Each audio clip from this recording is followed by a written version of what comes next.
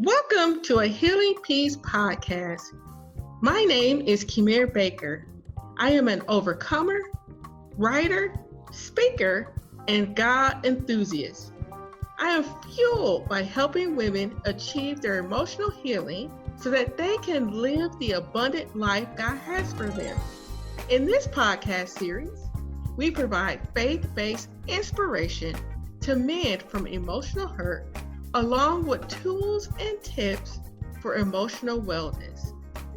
In your journey, as you apply these tools and tips, you will begin to live the transformed life that you always desired. In fact, you will possess a new you. Welcome back, ladies. I hope you've been having a good week so far. I know we're just getting started. If you were listening last week, I was interviewing a good friend of mine, Sharice, and we started talking about some good stuff. And as usual, when we start talking about good things, time goes by so fast. So I asked Sharice to come back today so I can ask some more questions and help encourage your spirits. Sharice, can you reintroduce yourself to those who may just be joining for the first time? Of course. Hello again. My name is Sharice de Guzman, and like I said last week, I am a wife of 23 years. June 27th, celebrated 23 years in marriage. I have two children, 20 and 16, and I've been a disciple of Jesus for 22 years. I'm currently living in Pullman, Washington, which is the home of the Washington State Cougars. Go Cougs! I have to say that because I'm an alum. And I've been an active member of the Police Church of Christ for the last 5 years. That's cool. And Washington State is pretty beautiful from what I understand, correct? It is actually very, very beautiful indeed.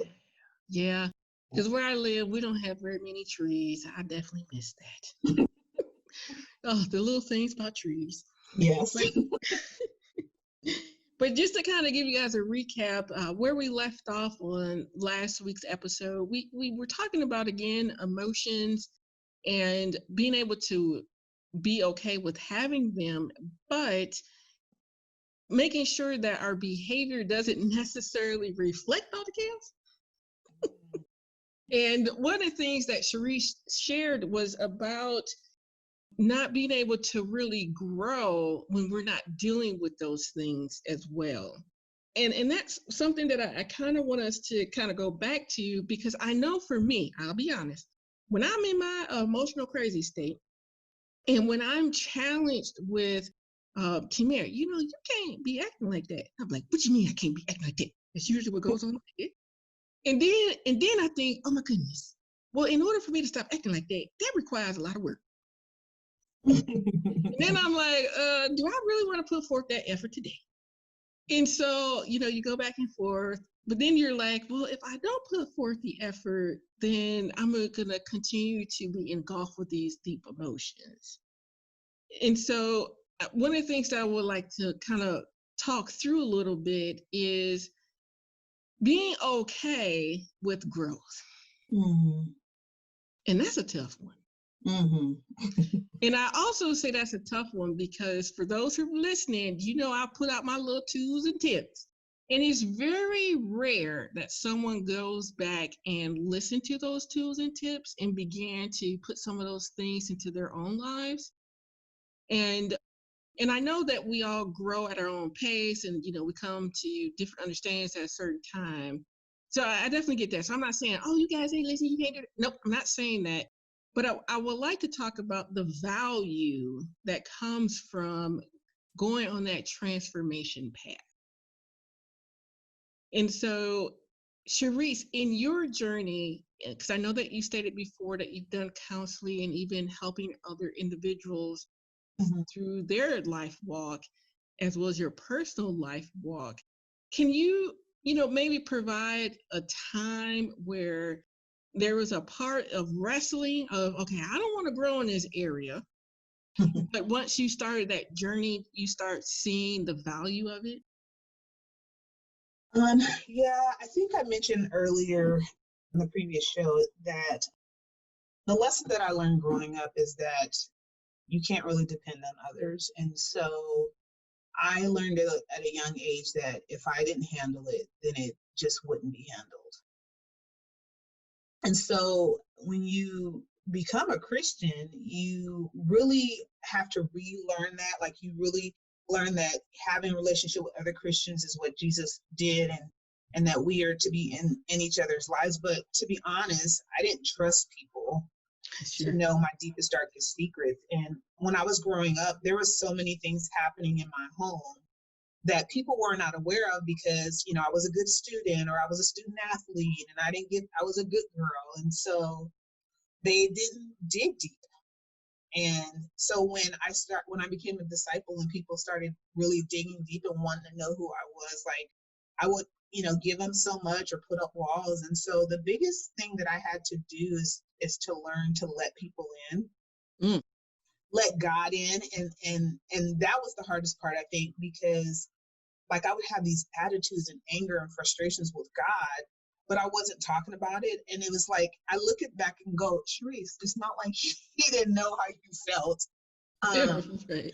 But in my eyes, like, if I didn't talk about it, then there's no voice to it, right? And so I think what I've had to learn, the biggest obstacle, is to let people in my journey, and also to be honest with God about where I was, whether I'm angry or frustrated or scared, whatever the emotion, like, just being transparent with God has been a huge, huge, huge, huge plus in my walk with him, because he can handle it. He's Hmm. God.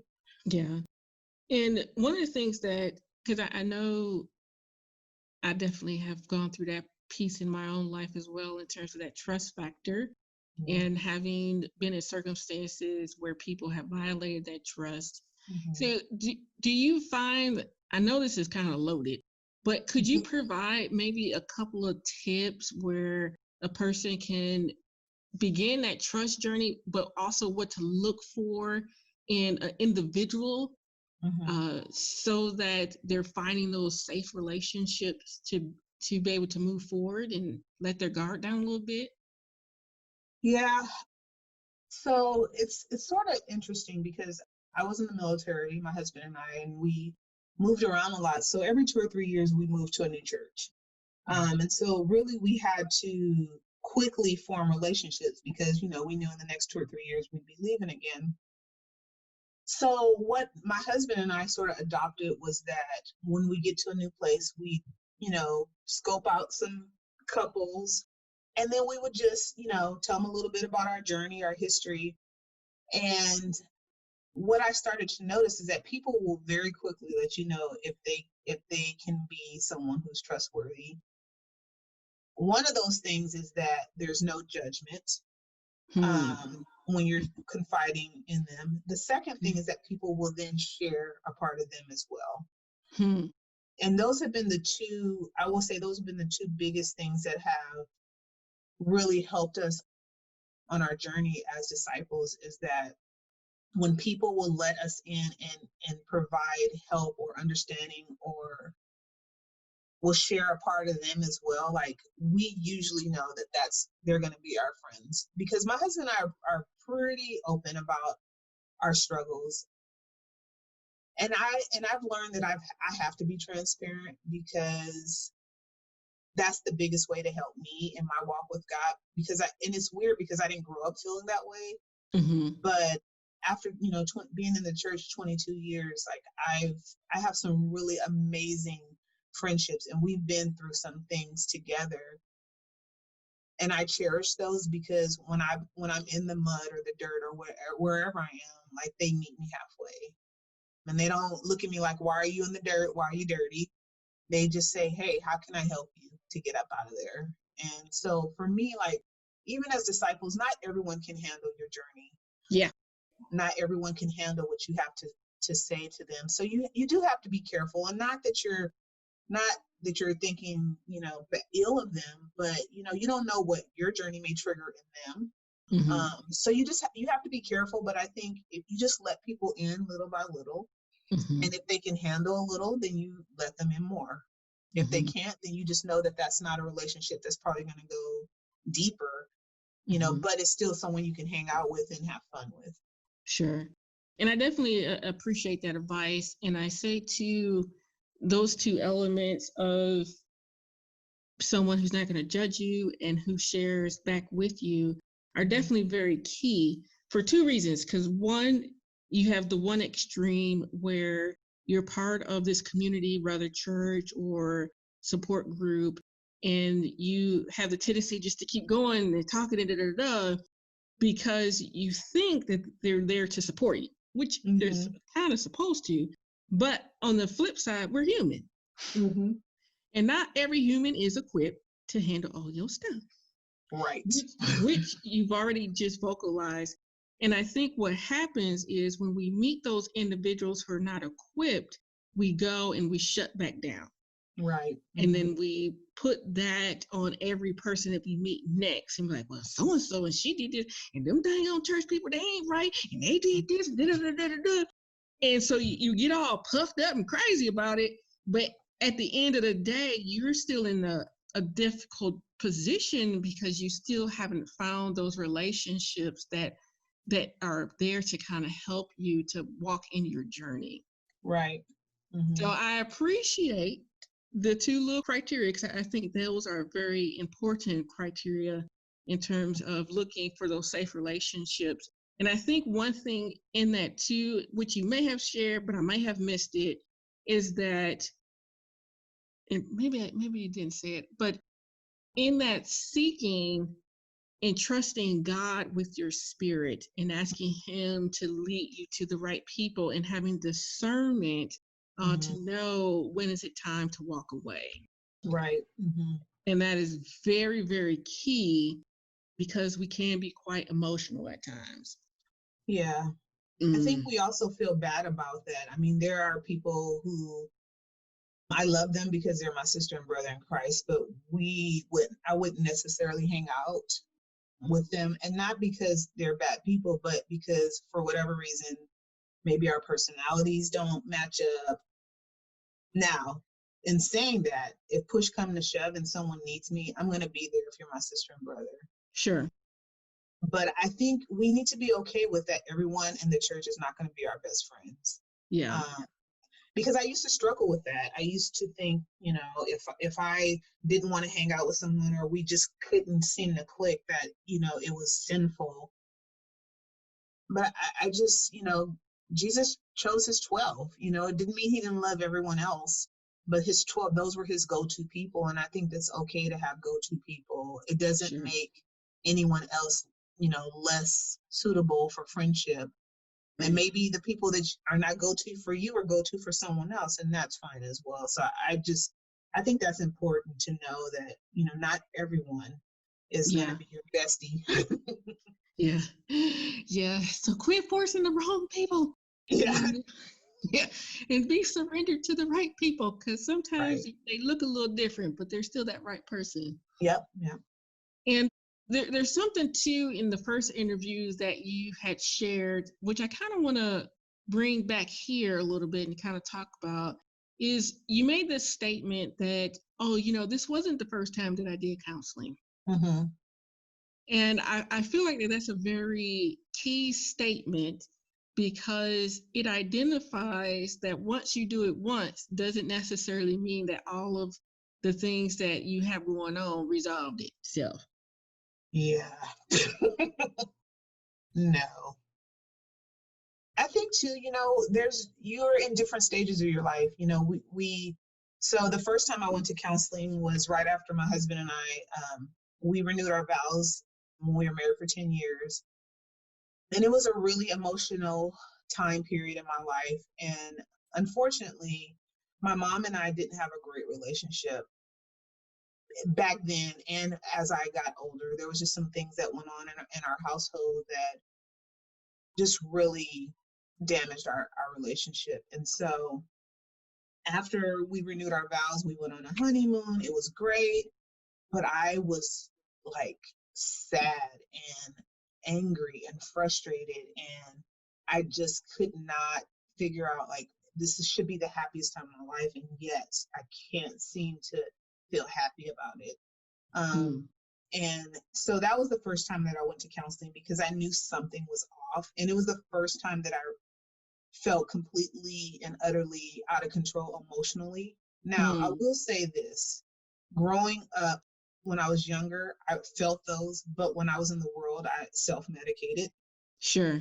So I Sure. didn't really understand or give myself enough grace to figure out what was going on. And I went to counseling for the first time in college, and it was so painful for me that I didn't continue.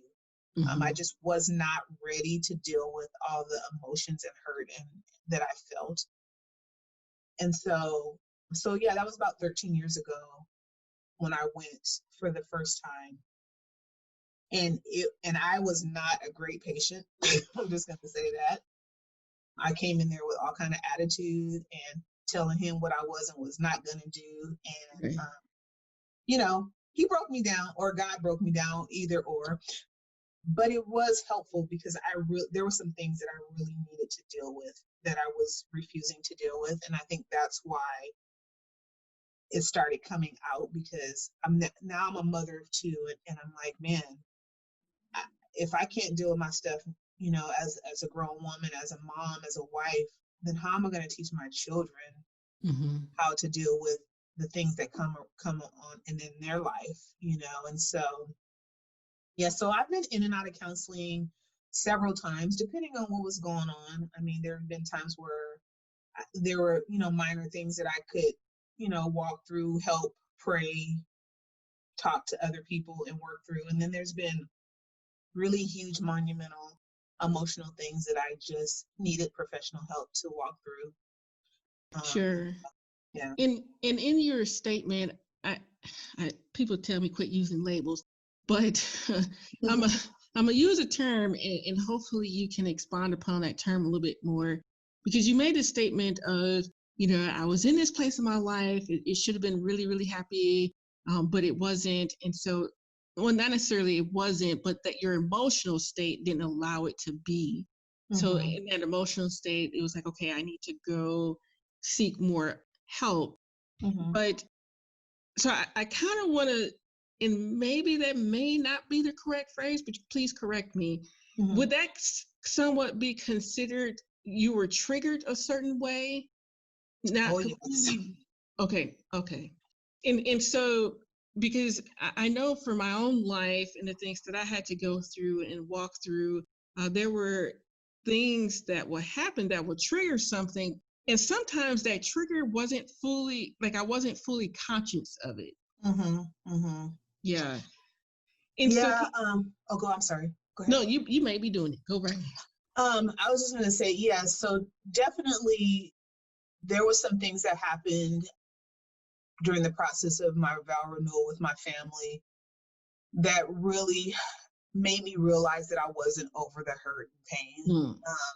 I think because here's the thing, I moved away from home when I was 19 years old to come to college. I met my husband, joined the army, got married. So I never returned home.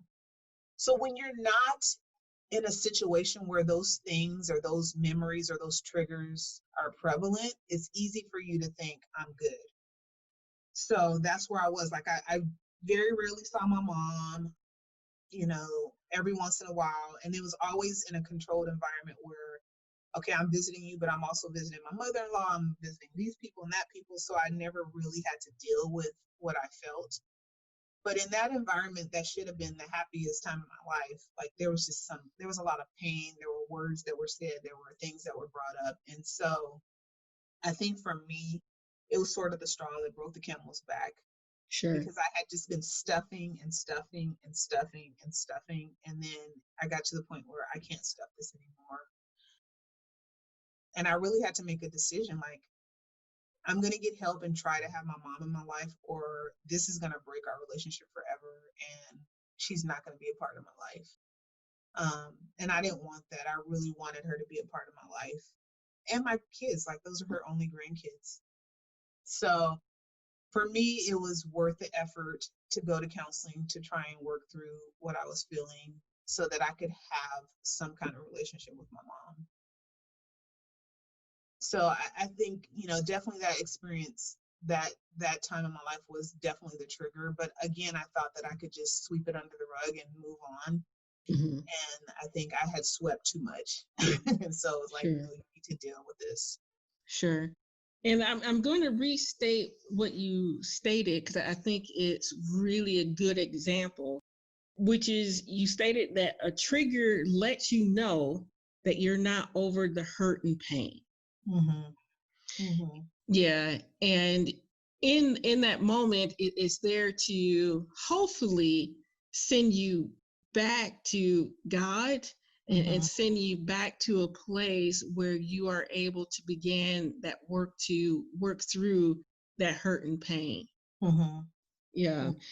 And in your journey and as well as you counsel people, are there things that you've learned that kind of, I think, assist so when those triggers come, that it's not snuffing the life out of you? Yeah, I think I will say also sometimes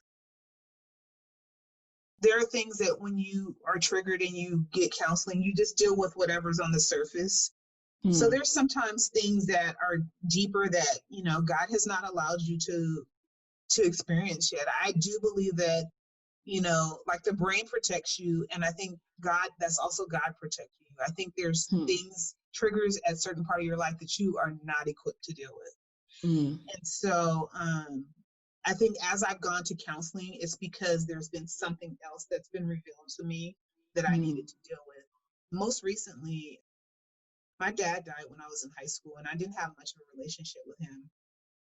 But I went through a grieving recovery class, and it was amazing the memories that started pouring into my consciousness that I hadn't thought about in years. I mean, like one memory, I was literally in elementary school when this happened.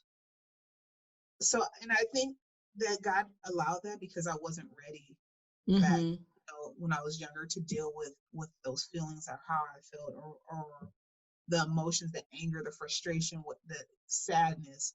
And so I do Hmm. believe that, there is a part of our brain that protects us from those things. I mean, it's why kids, when they go to counseling, like they don't necessarily remember the trauma, Hmm. experience, but they're acting out. And so as people get to start digging, then it's like, oh, wow, this kid was really traumatized. But you Sure. don't necessarily realize it because what you're dealing with is just the surface of them acting out in class or hitting their sibling or whatever, but you're not really digging to see what is causing these actions to happen. Hmm. And so, yeah, I'm grateful for triggers at times. There are times that they've taken me out a little bit because I Yeah. wasn't expecting those things. So I think, you can never fully prepare for them because you don't know when you're going to be triggered. But Sure. I think as you do more work with your mental and emotional well-being, then you like learn to, okay, this is really rough, but it doesn't send you sort of, for lack of a better word, off on the deep end. Um, Sure. so yeah. Yeah, and one thing that you state, which I think is so imperative, and I appreciate you sharing that, is in the sense that God does protect us at the right time where we can actually deal with it. Mm-hmm. And Mm-hmm. so, because of that, which you said it too, we shouldn't be surprised that we got stuff to work through. For sure. But we are every time the Lord done tell me, come here, it's time to work through this, I'd be so surprised. And it's like, why? You're gonna be working till you're dead. And I'm like, oh man, I was surprised, Lord, I was surprised. But I also believe in your statements as well. It really reveals the tenderness of God Mm-hmm. because he could give it to us all at once and say, work it out. But he Right. doesn't. Like he knows like what we can handle, and he waits on us. He waits on us to get to that place where we can handle something else. Right. And I was like, oh, for me, that is like the sweetness of his character. Mm-hmm. The sweetness of, you're in this vessel, but I'm still working with you so that I can be glorified in you and that you're going to keep shining Yeah. because you're working through all these things. And so I want to, I think, I mean, you've shared a lot of great stuff. And as I stated before, I always do tools and tips show to kind of make sure we didn't miss all this great information. And I think one of the things that you shared several times is terms of the humility to go get help, to Mm-hmm. work through those different elements in our lives. I think the other thing that you talked about too was having a good support group. Mm-hmm. I think you talked about as well having, being able to be open in relationships. So those are good things. Mm-hmm. Is there anything that I'm missing that kind of helps during these difficult periods of our lives, or these journeys? Yeah, I think for me, the thing that I've learned in the last 22 years is don't put God in a box. Oh, that's a good one. I feel like there have been things that I've done in my relationship with God that have helped me so much.